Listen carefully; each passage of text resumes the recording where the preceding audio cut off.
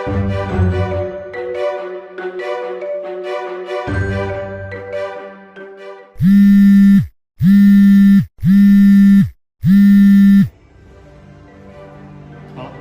Iya. Bentar, bentar banget ini. Ini gue lagi. Enggak, bentar.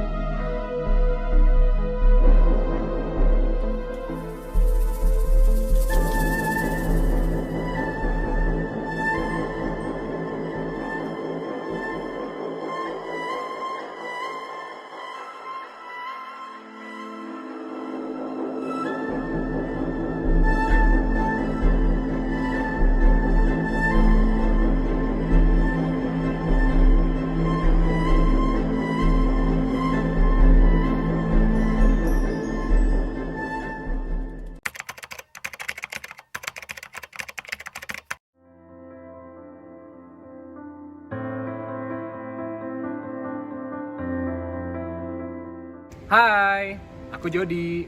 Hai, aku Sasa. Hai, aku Rafli. Hai, aku Oko.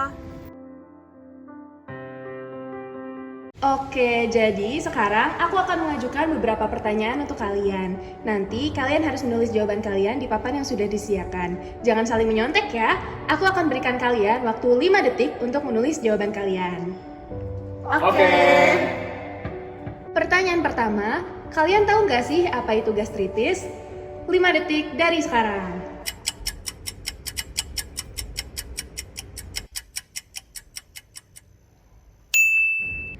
Oke, boleh ditunjukkan jawabannya?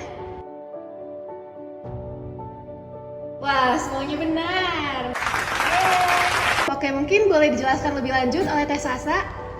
Oke, jadi gastritis adalah suatu keadaan peradangan pada lambung yang bisa disebabkan oleh infeksi bakteri atau penggunaan NSAID secara berlebih tanpa resep dokter. Jadi untuk gejalanya itu beragam ya, Teh? Betul, gejalanya itu bisa berupa mual, kemudian muntah, kemudian tidak nafsu makan, dan juga bisa terasa begah. Oke, pertanyaan selanjutnya. Apa sih yang kalian tahu tentang obat NSAID? Waktu kalian 5 detik dari sekarang. Oke, mungkin udah boleh ditunjukkan jawabannya. Wah, keren banget ya semua jawabannya. Oke, jadi NSAID atau yang kita kepanjangan non-steroidal anti-inflammatory drug itu adalah obat yang berfungsi untuk mengurangi inflamasi kayak kemerahan, bengkak, demam, itu kan tanda-tanda dari inflamasi. Nah, dengan NSAID kita bisa mengobati hal tersebut. Oke, lanjut ya. Sekarang, kalian tahu gak sih obat NSAID apa yang sering banget dikonsumsi sama masyarakat Indonesia? Waktu kalian 5 detik dari sekarang. Oke, waktu habis. Mungkin bisa ditunjukkan jawabannya.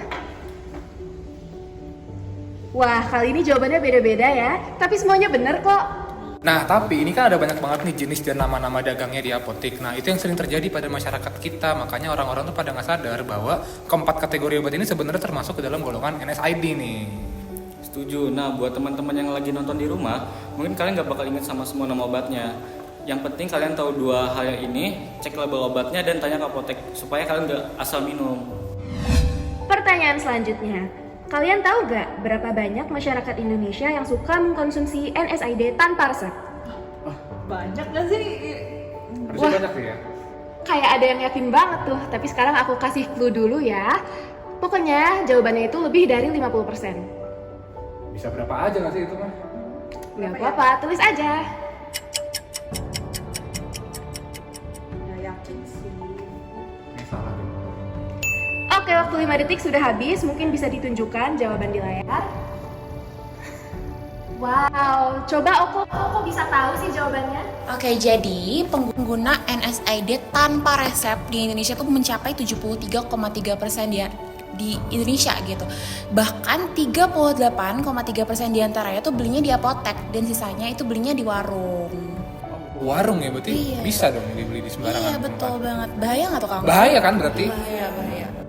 Nah, kali ini kalian tidak perlu menulis ya. Cukup angkat tangan kalian di hitungan ketiga kalau kalian mau jawab. Pertanyaannya, kalian tahu nggak kenapa obat-obatan antiinflamasi non-steroid bisa menyebabkan gastritis? 1, 2, Belum. aku hitung lagi. 1, 2, 3. Wah, semuanya angkat tangan nih. Tapi tadi aku lihat Raffi yang pertama. Jadi sederhana ya, ketika kita meminum obat antiinflamasi non-steroid, misalnya ibuprofen, akan menghambat enzim penyebab radang di tubuh untuk bereaksi. Nah, karena enzim tersebut dihambat, maka peradangan itu pun tidak jadi terjadi dan tubuh kita tidak jadi sakit. Tapi kalau misalnya diminum terus-menerus secara panjang dan juga dengan dosis yang tidak beraturan gitu ya, maka obat ini akan menginduksi lambung kita untuk memproduksi lebih banyak asam lambung. Dan sebenarnya lambung kita tuh punya lapisan pelindung gitu untuk asam yang sangat kuat. Tapi karena si obat antiinflamasi non-steroid itu tadi, dia tuh bisa merusak lapisan itu yang akhirnya mempengaruhi ke lambung kita. Jadi lambung kita nggak punya tameng untuk melindungi dari asam yang bersifat kuat dan juga korosif. Coba bayangkan, lapisan pelindung lambungnya rusak, tapi produksi asamnya bertambah. Radang sendi hilang, tapi lambung kita malah luka-luka. Ih, serem. Nah, makanya kan dokter kita udah ngasih namanya resep dan juga anjuran pemakaian obat. Itu diikutin aja karena dokter tuh udah tahu efek dari obat-obatan ini ke lambung kita dalam jangka panjang. Betul banget tuh Kak.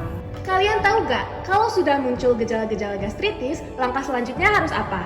Ya ke dokter lah. Kompaknya, oi.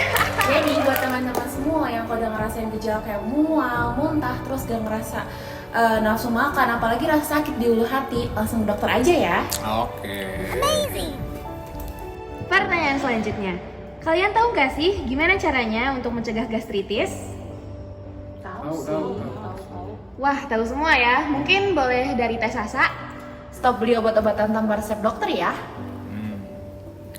Kalau merasa badan tidak enak, jangan langsung minum obat antiinflamasi non-steroid ya.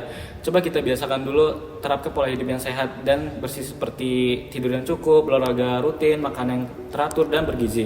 Kelola stres dan memperhatikan higiene sendiri. Nah, bener banget. Jadi kalau misalnya kita mendapat sebuah gejala gitu ya, kayak misalnya pusing, demam, dan nyeri gitu ya, jangan langsung mengandalkan obat-obatan NSAID karena obat-obatan itu tidak baik. Kita coba dulu memperhatikan dan juga mengedukasi diri kita sendiri untuk stop gitu ya untuk konsumsi obat apalagi NSAID secara berlebihan, apalagi tanpa resep dokter karena kan tadi udah kita sebut juga kan bisa nyebabin gastritis. Pokoknya ingat, jangan lupa untuk jaga kesehatan dan kebersihan diri. Oke, sekarang aku akan kasih kalian pertanyaan. Kalian boleh kasih checklist kalau setuju. Kalau tidak setuju, kalian kasih silang ya. Oke, pertanyaan pertama. Teman kalian tiba-tiba datang ke kalian. Lalu karena dia berpikir bahwa kalian calon dokter, kalian pasti tahu dong banyak jenis obat. Kemudian dia bilang kalau dia butuh obat untuk meredakan pegal-pegal di badannya karena habis berolahraga. Setuju atau tidak setuju, kalian kasih dia nama-nama obat yang bisa dia konsumsi. Mungkin bisa diangkat jawabannya.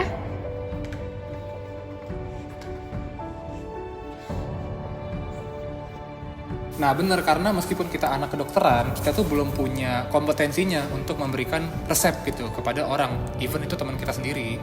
Nah, lagi pula pegal karena berolahraga itu bisa hilang jika kita beristirahat dengan benar kok. Nah kita sebagai temennya, kita tinggal bilang aja kalau dia harus berhenti untuk minum obat tanpa resep dokter dan mulai lebih banyak beristirahat. Pertanyaan terakhir, setuju atau gak setuju?